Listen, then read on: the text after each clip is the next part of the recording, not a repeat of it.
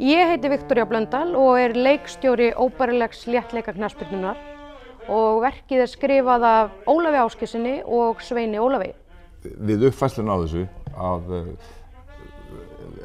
þetta ekki við tveir, bara alls ekki. Við erum bara stór hópur af fólki sem að setja þetta upp og það var mjög svona vel valið í hvert rúm og til dæmis voru bara kallar á sviðinu, þannig að það var mikið slagsíða þar, en hins vegar í öllum listrænum stöðum voru konur til þess að fá þann vinkil og það sjónarhorn.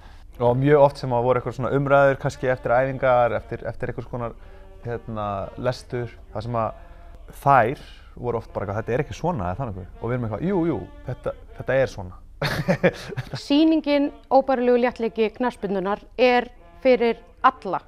Og raunverulega fyrir alla. Ég veit að margir segja þetta leiksýningarnar sínar, en þetta er raunverulega fyrir alla.